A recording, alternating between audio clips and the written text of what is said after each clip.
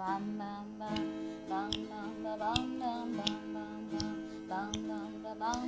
लो सुनाए कहानी एक किरदार की ही जुबानी, उलझी सुलझी है ये हर घड़ी,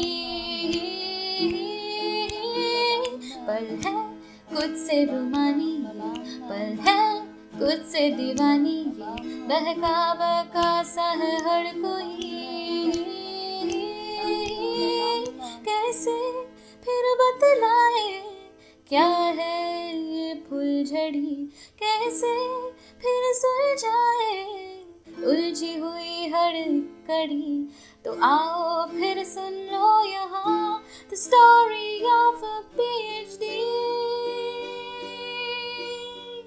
philosophical drama, a PhD, philosophical drama, a PhD, philosophical drama, a PhD, philosophical drama, a PhD, philosophical drama, a PhD. Hello to everyone who have joined us in this live feed today.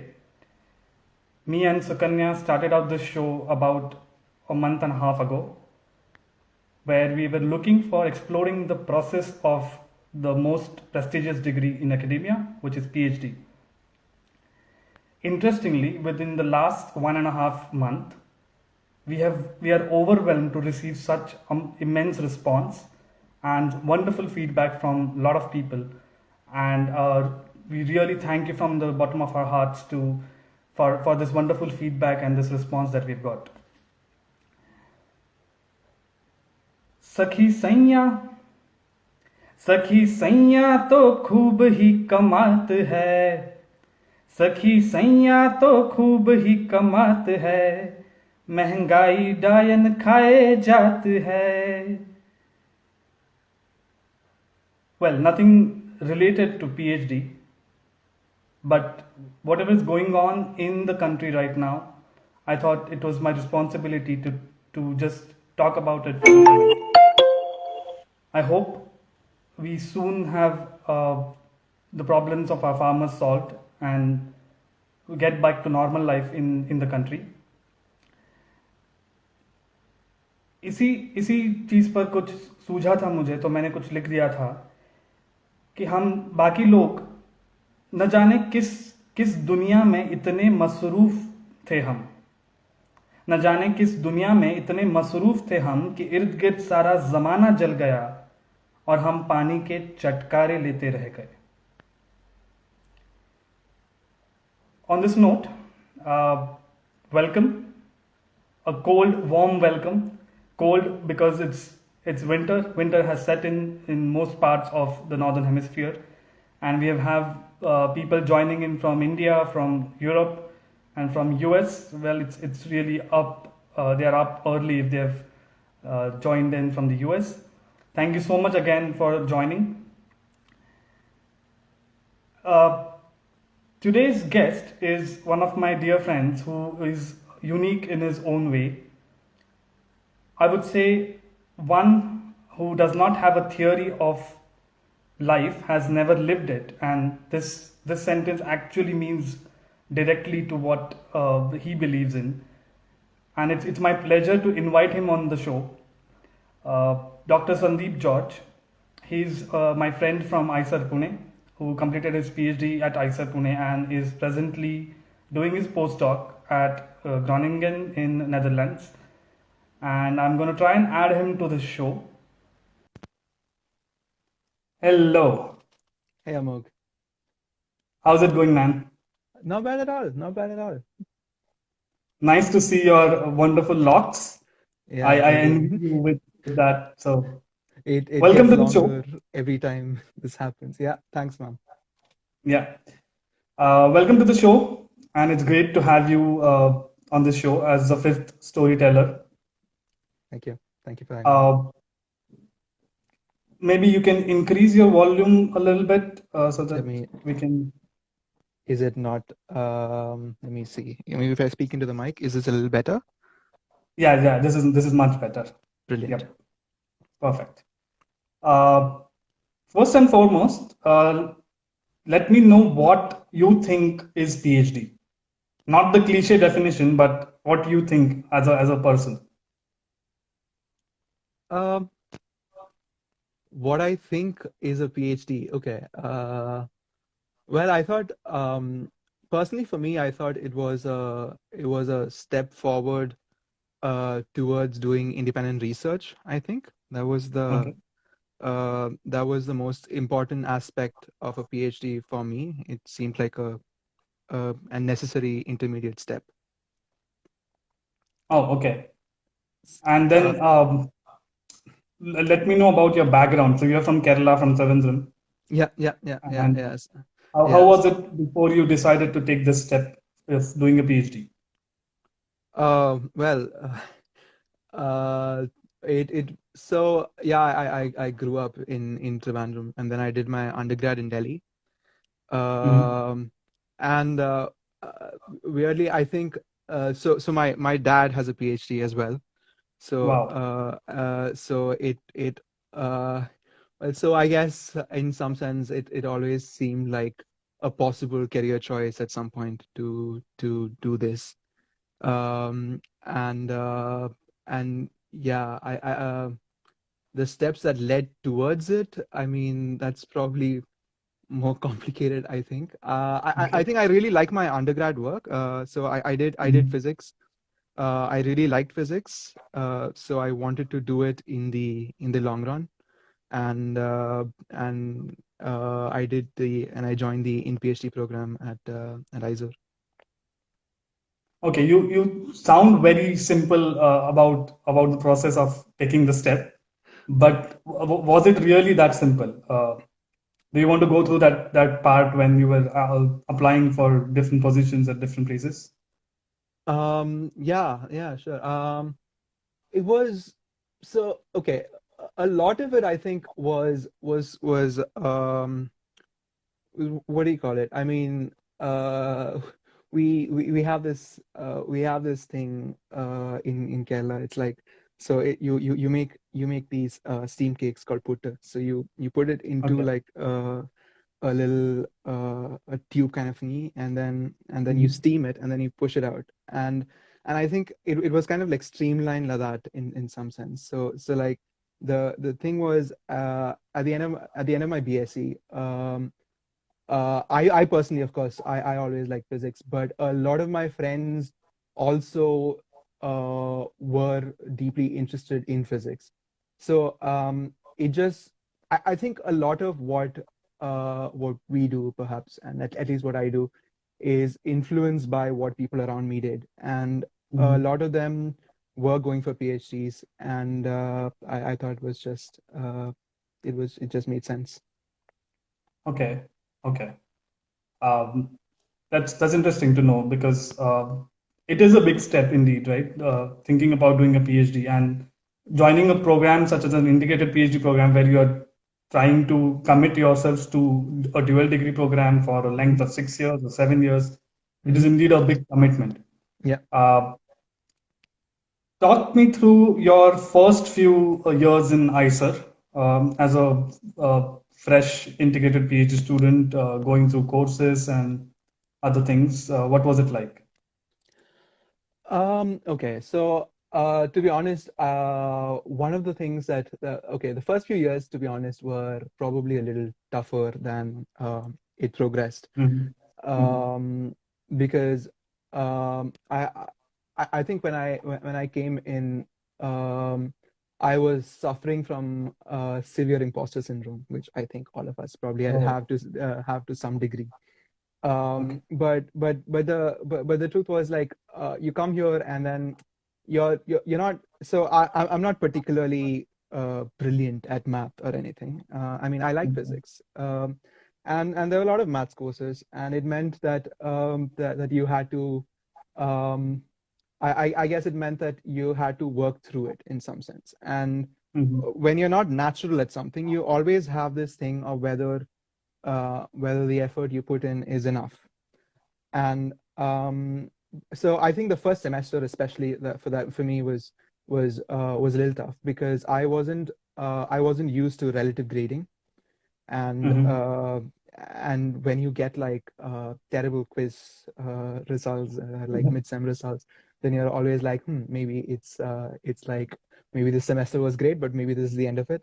But I mean, it after the first semester, I think it got a little easier, in the sense of I got a hang of how to stick around and how to survive. But I think generally for me, the toughest part I thought till now has been always coursework, because you always wonder whether you've learned everything that you're supposed to learn till this point. Mm-hmm. So yeah, I Yeah, think I can totally relate to your problems with the relative grading. I have been through the same process because I was a BSc student and then I moved to integrated PhD at IISER. So I completely understand that switch that we all go through. yeah. How was it to shift to a completely different place, staying away from home? I think you were already away from home when you were in Delhi, but again, adjusting to a new place, how was it different? How was it difficult, or how easy was it? So the good thing for me was that it all happened in steps. Mm-hmm.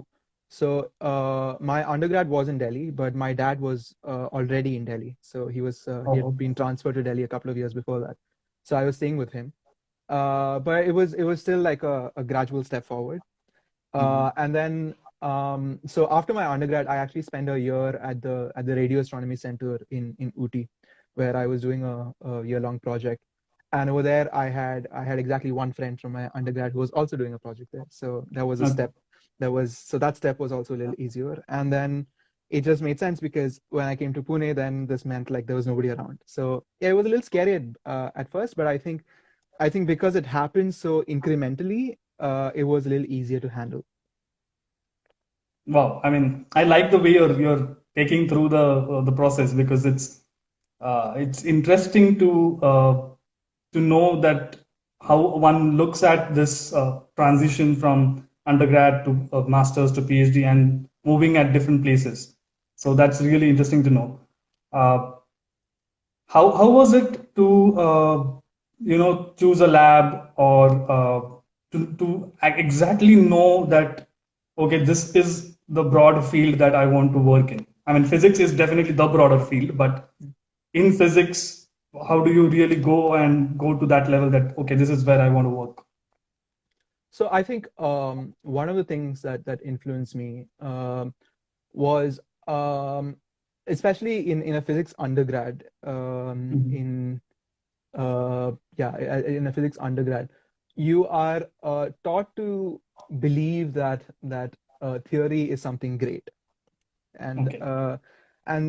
it happens quite a bit. Maybe so they do try, people do try to like say experiments are great too, but they're always like, but you have to be really smart for theory. So in that sense, I wanted to be really smart. So I wanted to do theory, and when I came here, that was one of the things I did. Because as an undergrad, what you want to do is you want to solve the broad questions of physics, right? I mean, you You want to probably know. want to solve all the problems of the world. I think Yes, that's how yes. we. Yeah.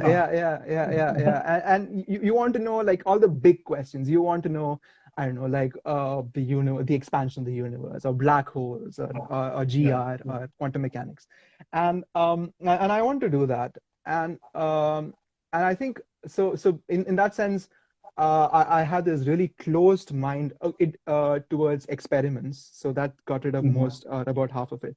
Um, it doesn't help that I'm really clumsy, so I was Okay. never good in any of my labs anyway. So Okay. that was an easy choice.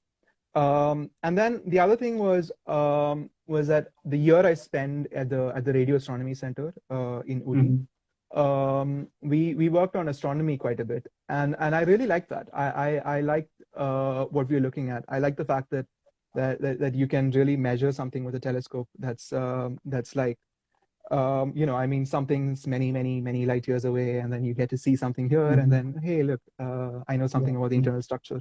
And I thought that was very cool. So I want to join an astronomy group, and unfortunately, nobody in astronomy was hiring in IISER Pune. Okay. but my supervisor, Professor Ambika, she had a collaboration with someone in IUCA, and she said that she's also doing astronomy in her introductory talk, and I thought that that was pretty, and that was mostly what what led me to choose this in some sense. Okay, okay, that's interesting.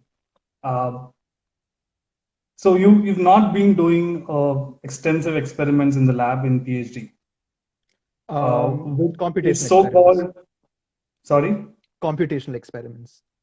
yeah, but like the so-called feeling that most people have is when people talk about people doing research, Mhm. is you mix a chemical A and mix a chemical B and there's something brilliant result, or you switch on a laser and you get something, or you just inject something into a mouse and you see something. That's the layman way of looking at it.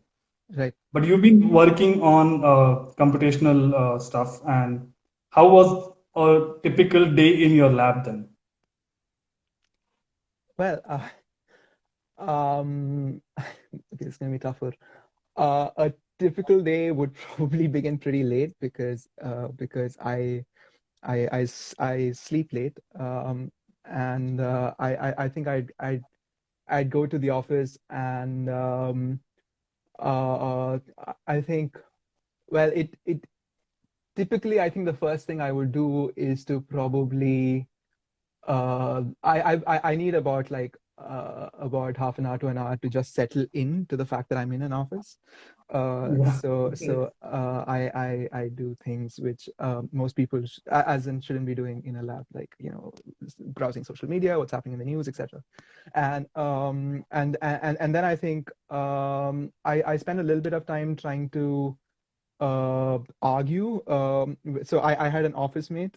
Mhm. So I had an office mate who was, and both of us would sort of like argue with each other in about some of the problems that we are facing. This Um, is about science, right? Arguments of science. of science. Yes. Other Okay. arguments also, but often science. Okay. But so yeah, and which was so like I would throw bounds of ideas of each other and so Mhm. on. And and I think there was a lot of coding involved. Like once you get somewhere, or once you have a meeting with so I had two supervisors. So when I have a meeting with either of them, both of them would give complimentary inputs, weighing what makes more sense, Mhm. coming up, writing a code for it, looking at the result, and reading, a lot of reading, I think. Okay, interesting. Uh, did you ever have a phase where you were really down, things are not working out? Because when we were talking about doing this show, and you mentioned that, hey, you're inviting me to this show, but I have had a relatively simpler PhD, Yeah, which is great, which is great. yeah. But did you ever have those phases where things are not working out, you're feeling really low, and uh, you need that internal motivation to go on? Yeah, not really. But as in after we had that conversation yesterday, I thought about it a little better, and I realized that I probably have like a one of the things that worked for me was that I had at least one supervisor who believed in the whole idea of strategic quitting. Mhm. So when we used to work on a particular question, or and when the question got we've been working on it for a while, we've been trying different ways, it's not working out, quit. Or B, we've been working on it for a while and it looks like it'll take much longer than the amount we are willing to invest in it, quit. And Okay. C, um, when we find something boring, like there was at least one problem where it was nice, results were coming out, but after a while it got very repetitive. Like there's nothing novel in what we were doing, but I mean, like you could still keep publishing if you keep working on it, but it was boring, and my supervisors both were okay with me quitting and moving on to something else. And I think that Wow. was probably great, and that sort of like helps you stay motivated, like move on to something. It's important to try new things. At least for me, it's important to keep trying new things to stay motivated. And I think in that was one of the things that probably made it a little easier.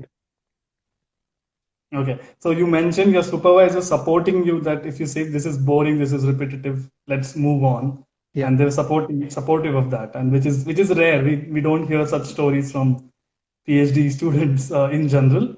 right. But that's really cool about your supervisors and the entire process that you just mentioned. Yeah, yeah, Uh, yeah. Take us, give me those times of absolute high, full of adrenaline, and you're getting results, and you're so happy about what you're doing. What were those moments like? Um, well, again, coming back to my supervisors, they were very they weren't very the other extreme didn't happen either, to be honest. Like when something Okay. worked out, it wasn't like, whoa, it's working out, I mean that really never happened. And So there's no um, there's no eureka moment kind of thing in your time. personally, yes.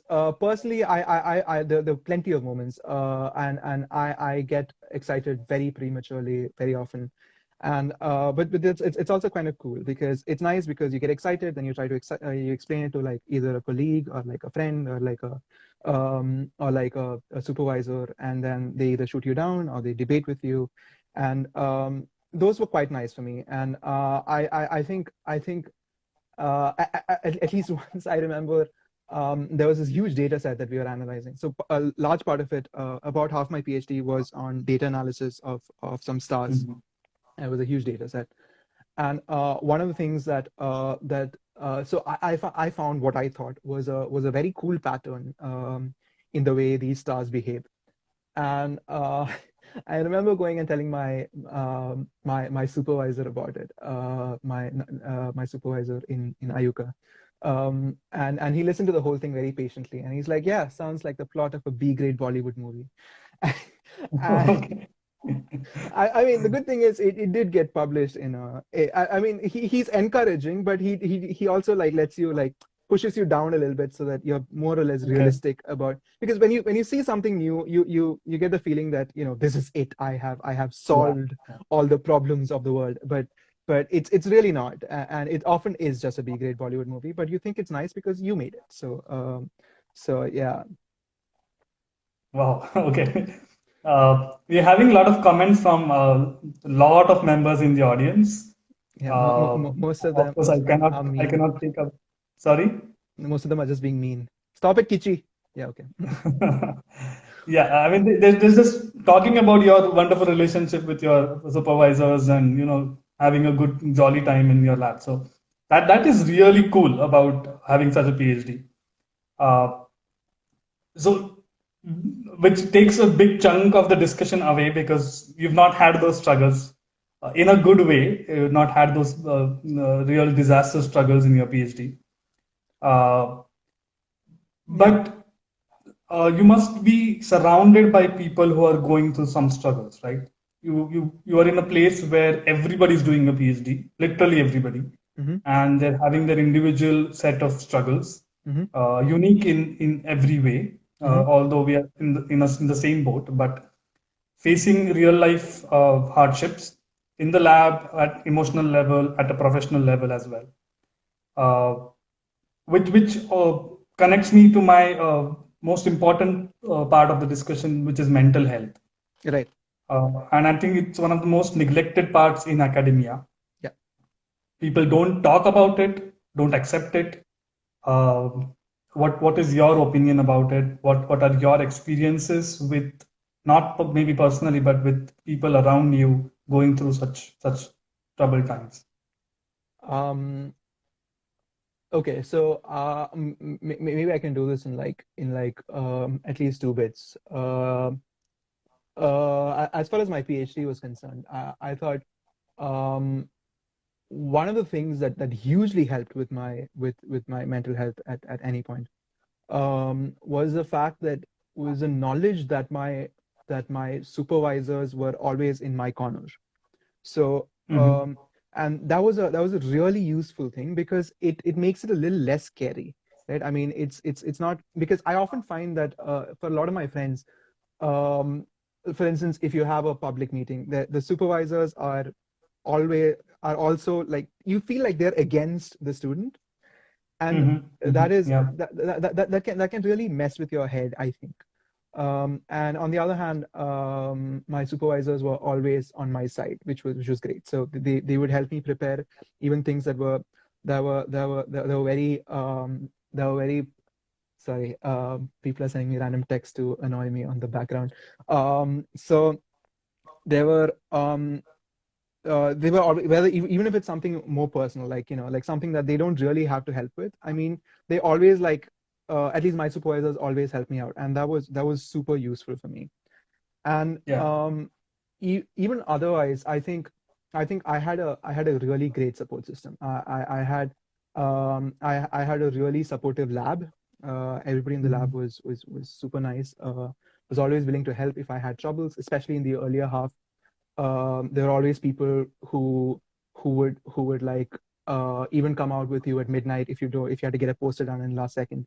And I Mm-hmm. had an incredible set of friends who you could always go back to and whine, which is very important, I think. Um, Yeah. and of course, if none of that worked, I also have a extremely supportive family, which is amazing. So Yeah. yeah. Which helps a lot. Yeah, which helps a lot, which helps a lot. So I think these different steps were sort of useful. Yeah, And I yeah. think friends, because that's what people are looking for, that you Yes, yes, have yes, yes, yes, yes, extensively wonderful yes. friends. Yes, Niladri, yes, you helped a lot. Thanks. Yeah, okay. Yeah, because I think that is something that is very important. You talked about supervisors, you need good friends, you need good lab people, and you need a very strong family background, Yeah. from the support point of view, not like super helping in your PhD work, but as a mental support, you need that. But what is Yeah. your opinion about other people which you would see around you going through the struggles, and uh, how did you try sometimes to calm them down or help them out? Um, yeah, well, I think um let me try and think through this a little bit. I think there were various aspects which people were struggling with, and I think all of those struggles were kind of unique in their own way. And I think often the the other thing that you can do probably as a person is just to listen, because Mhm. there's not a lot that you can do to help them with their struggles, because that's something they probably have to figure out on their own. Um, but I found that very often, that very often people struggle with, as in at least most of the struggles that at least I helped out with were often trying to balance your personal life with your professional life. I think, Yeah, yeah. and I think that sort of gets really messy at some point. Um, and one of the things that at least I try to do was to try and sit down and help them, maybe like make a plan sometimes, Mhm. about what to do next, and so on. And I think one of the things that's very important, I think, is to just go and check on your friends and ask them for coffee or tea or something of that sort. Yeah, That is always super helpful, because it makes you, I mean, in general, I guess, not just in academia, but maybe also in academia, it probably makes them feel less alone, for lack of a better word. yeah, yeah, yeah. I think, yeah, isolation is one of the things that happens when you're really going through tough times. Yeah. And as you said, it really helps if you just have a coffee and bring that person away from that zone that he or she is in. Yeah. Yeah. Absolutely. Uh, you mentioned about boring projects. Mhm. Uh, what was it? like when you try to get away from lab, how much ever you love your work, you want that your own time away from it. What would you do during such times? I know you are a wonderful singer and a brilliant actor. Yeah, Uh, of course. I paid him for so, this. okay, no, no, not really. But yeah, so theater was definitely one of the things that you looked up to, music and theater. Yeah, I think so. I think so. I think so. I didn't do either of that before IISER. Mhm. But I think in IISER it was probably easy to do it because there were a lot of good friends doing it, and the people were super nice and kind of supportive. So I think it was really useful in some sense after work to do things like this. Mhm. It it sort of like keeps you busy, and also like engages different parts of your head in some sense, Yeah, yeah. which was great. Um, and yeah. So I think both music and theater. But also, to be honest, the most useful time I thought was also just going back to hostel and I know and cooking or like watching a movie or going out for dinner and stuff, Mhm. which were also as important as other activities, I think. Yeah. So, what I truly believe in is the way in theater we look at switch on, switch off for a character. Hmm. I believe if we can put that for our lab work, that Hmm. once you're away from the lab, you just switch off in the head and Hmm. just switch on the other part in you of enjoying, of just relaxing, do your usual chores that you're doing, cooking, for example, you mentioned. Right. Uh, was that a conscious effort that you made to do this, or it had started happening mechanically with you? No, no, no. I'd have to differ a little bit here because at least personally for me, it helps to not switch off. Hmm. Um, in some sense, like I think I always have like some kind of as in it's useful to like well, I like talking about my work everywhere, which is annoying for a lot of people. But it's also nice to. So I often think about work while cooking and so on, which also means, on the contrary, that I don't switch on as much when I'm in office. So I think like research just becomes like at least thinking about research is just is sort of always there in the at some part, I think. It's um, ubiquitous for you in a way. So yeah, yeah, you it like just it like to just be in that zone almost all the time. uh yeah, I mean it's not something I switch off consciously, does it, if that makes any Right. sense. Right. It doesn't switch on either. It's yeah, it's just one of the things that's there. Okay. Uh, what would you say if I ask you one thing that you see in you that has completely changed in the course of the PhD, that you probably did not have it, or you had it and it vanished, or you did not have it and you have it now after you've finished your PhD? um um you mean something I had before my PhD and wasn't there after my PhD? Yeah, something that drastically changed in you before and after PhD. Yeah, I think If I my idea um of debate in some sense, I think, changed Mhm. drastically. And I think PhD, but also a lot of people I met during PhD had a lot to do with it.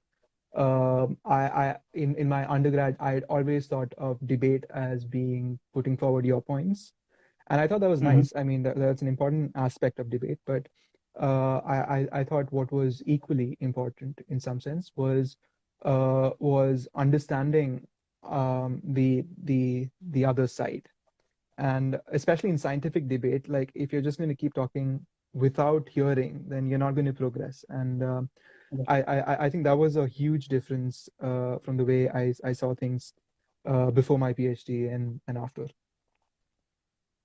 Okay, wonderful. So yeah, that's a very good way to change your perspective towards a lot of things, not just at science, but you Yeah, yeah, start looking at all the things in your life in that way, that there might be another side of the viewpoint of someone else talking about some particular point in not just science but in real life as well. yeah, Uh, absolutely, absolutely. I think the point is, at least the way I've started thinking about it is that you, especially I find that in a lot of debates, after a point, you do realize that the other person isn't going to listen to you, and mhm. after, right, but it's probably still useful to continue because you at least get to hear a perspective. And I think that was something that was very new to me, like having debates just for the sake of understanding. And Yeah, yeah, and completely outside of science as well, in lots of issues, politics, everything, I think. right. Uh, and there is, I think, a very thin line of difference between a debate and an argument. And I think you start to realize that line, and you just know where it becomes an argument and where you are just trying to put forth your point, Yeah, yeah, which yeah, becomes very important in real life, I think. yeah, Uh, yeah. You mentioned about other subjects and politics and socio-political issues and everything. And science, taking science to the world is something is talked about a whole lot that researchers don't do. You know, we do things in our lab and don't really bother about. I mean, we publish papers, we give conference talks and everything, but we don't kind of take the essence of our work to the public. Hmm. And you mentioned you loved talking about science, about your research to people. Hmm. Uh, would you do that to people not from the same community? Uh, Yeah, unfortunately and for how them, was your yes. experience doing that? uh, yeah, well, I think it's at least once I remember, there were, I mean, I take it to extremes, in some sense. Okay. And there's one time when I got very drunk with a lot of my cousins, and two of my more responsible cousins were standing in the bathroom, sort of like letting everybody like come in and vomit, and then I was going in, and then instead of puking, I just like gave them, like, I'll tell you something about nonlinear dynamics. and it was, of course they pushed me out and said that, do something else. But I think in most instances people are kind of interested, or at least pretend to be interested, and you can use that for Mhm. a little bit of time. And yeah, I think my experience has been mostly positive. Um, Mostly because I don't read cues, even if the other person is like, uh, even if the other person is like giving very subtle hints about, you can stop. Okay. But yeah. Okay, interesting. So you keep talking about your work even if the person is not really trying to listen to you or something Yeah, like yeah, that. yeah, yeah, yeah, yeah. It's kind of it's unfortunate for all of my friends, but Okay. sucks for No, them. but on the larger picture, what do you think about science communication in general, of Hmm. taking the science to the public? Uh, Yeah, in health and medicine, I think in this COVID time, we've all realized that how it's important to know the nitty-gritties about uh, you know sanitization or hygiene, and basic knowledge of vaccines and how the virus spreads. But absolutely. in general, overall, even in physics, I Yeah. think there are a lot of superstitions connected to the field that you work in, astronomy, for example. Yeah. Uh, so, what do you think, and what is your opinion about this process of taking it to the public? Yeah, so one of the things that I was quite involved in during my PhD in IISER was the March for Science, the Pune chapter. Um, Yeah. and I think when we did go out and try and popularize well science in general. I think the response was probably overwhelmingly positive in some sense. Like everybody Mhm. was actually quite curious to hear more. Were they willing to invest more than the time we spent with them? That I do not know, because the whole movement sort of died down a little bit. But I think there's definitely interest there, and I think a lot of this is probably based on utility. I mean, like it's of course very interesting to learn about vaccines. It's very interesting to learn about I know even perhaps the kind of research I do now on mental health. Um, Mhm. but I think more fundamentally, I think the thing that we I think that's one place perhaps that we go wrong, at least during the discussions that we had during March for Science. One of the things we realized was perhaps um, it's not so much. Yes, the utility part of science is nice, but that's not why we do it, right? I mean, we don't do science because it's useful. And the other aspect is also fundamentally human in some sense, and that is the aspect of curiosity. And I, Mhm. I think I think science communication from the perspective of curiosity is something that we need to do a little more, you know. And yeah. Okay, okay. But how do you think one can approach this part? How can one think about taking a particular aspect of their research or the field itself? You cannot Mhm, always take your research to the public, but mhm. you can take the knowledge of the field to the public and try to communicate things to them. And how do you think that the best way, or one of the best ways to do it is? Yeah, so apparently, and this is not my words. This was a talk that I heard at IISER by Ian Stewart, who basically said that when you try and communicate, one of the things that you should do is you should do, and we should do like an inverted pyramid, because the way we generally do science is mostly like a Mhm. pyramid, right? I mean, we like explaining how we started and then how we approached it, and then the final result, which is nice, but maybe the way we should try and do it is to try and talk about the what came out to begin with. Mhm. I mean, like what is this answer, what is nice about this answer, and then how you approach the answer.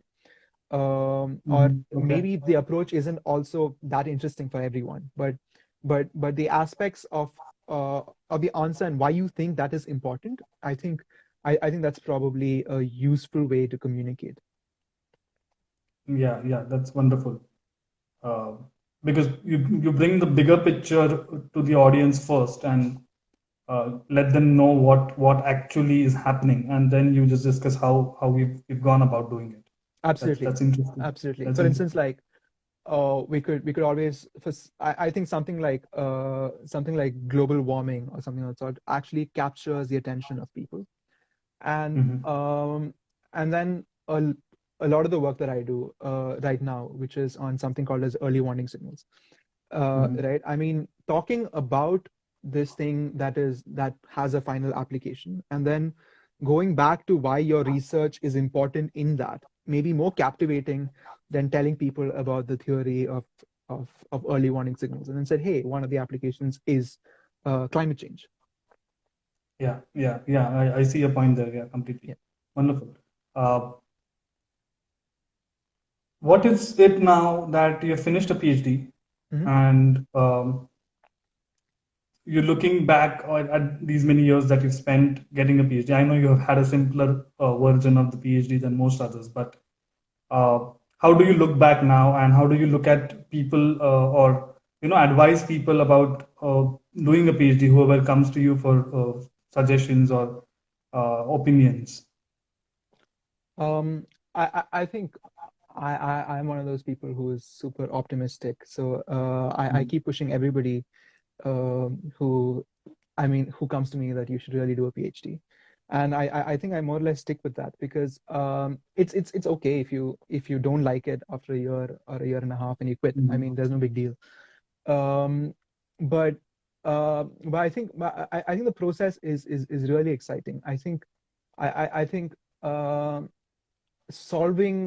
finding out questions that you want to solve and solving them gives you. I think if you're considering doing a PhD, doing something like that is probably something that brings you joy or gives you like a little high. And I think it's probably worth continuing that in some sense. I mean, like, Yeah. if you want to continue doing that, I think a PhD is a good way to do that. Yeah, I think more focus on the approach than on the nitty-gritties about science. It's more about the process that you're going through, and that actually makes your character much better than what you started out with. Absolutely, Is that, absolutely. yeah, that's what I believe in. Yeah. Yeah, I think just one thing that I think that someone gave me as an advice in undergrad, and was sort of surprising for me, was that it's not so much about whether you like physics. I mean, Mhm. in my case, it isn't so much about, oh, I find physics really fascinating. I mean, that may not be, that just means that you want to do more coursework. But it's really about whether you want to stick with a question till it's answered. Mhm. And that's a completely different side of things, to be honest. You can really like physics, you can be brilliant at it, but you could simply not like doing a PhD at all. On the other hand, Yeah. you could, I mean, on the other hand, you may be average at math and physics like I am, and may actually like answering questions. Yeah. Yeah, I think on similar lines, one of my professors did mention that there is a reason why this is called the doctorate of philosophy and not doctorate of physics or chemistry or biology or medicine or something like that. Because it's the process and the approach that you take is what is you're tested on, and Absolutely, not just the knowledge of your in that field, in that particular field that you're doing a PhD. absolutely, absolutely. Wonderful. So it has been wonderful to talk to you for the last 40, 50 minutes or so, Brilliant. and know about this wonderful journey that you have had. And your story, I think, also, as I mentioned to you earlier, also, your story actually also says a very good point that PhD can also be simple. It need not always have the struggles and the problems. Uh, I think to contribute to your simpler PhD is your optimistic approach towards it, which also makes it look simpler because you may have had those times where other people might think, yeah, this is a problem, this is something that I'm struggling with. But I think the optimism that you have might make those problems look really simple. So that is such a wonderful thing to have, and I'm really proud of you for being that person that you are. Uh, I'm not going to let you go without you singing a song for sure. I did not mention it to you because I wanted it to be a surprise. So maybe a couple of lines that you remember from a song that you really liked and you want to just jingle it out. Okay. Uh, okay. Let me think. This is not going to end well. Um, okay, hang on. The useful thing is I've tried and uh kept the cell phone on a keyboard, so I don't have to sound as bad as I normally do. Uh, so I can just try and pick up I'm sure it something. will be wonderful. I've heard you sing a lot of times, so I'm very sure about that.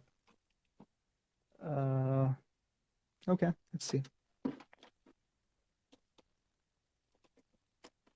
Can you hear that? Yeah, right? Yep, yep, wonderful.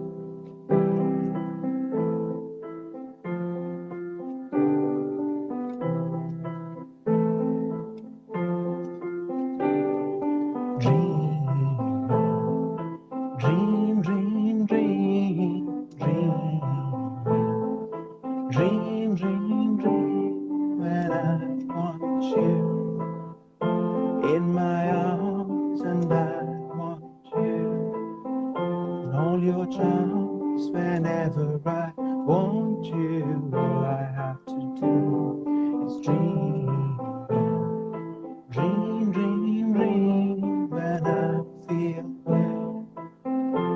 in the night, and I need you to hold me tight whenever I want you. All I have to do is dream. Wonderful. That was so nice. It's a Uh, yeah. Yeah, no, I have this at stock, so turns out this has happened to me a little bit more during the lockdown. So it's going to happen more and more because you have such a wonderful voice, and it's always wonderful to hear you sing. thank you. What a great note on for to end this show here. Literally, And thank you so much yeah, for being on the show and ending it so beautifully with dream, dream, dream. I think that is such an optimistic thing to tell everyone that keep dreaming and things will happen better for you if you just believe in it. yeah, Thank you yeah, once again for yeah. being on the show. Thanks so much for having me, Amogh. Yeah, see you again. See you. Bye. Bye.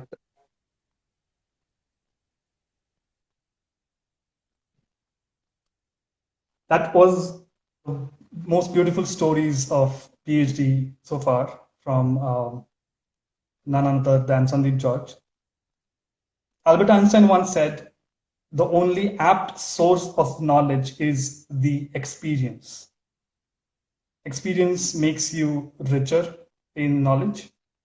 And I think PhD is one such process where you gain that experience to look at the struggles and the problems of things around you.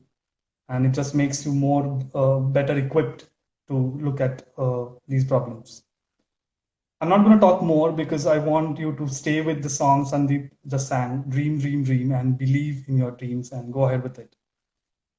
We have had a lot of negativity around us, but let's just be more and more optimistic and just stay there for our friends and family. See you again next week when Sukanya will bring another guest on the show to share their story. Till then, keep watching this show and keep giving us your feedbacks. Ta-da.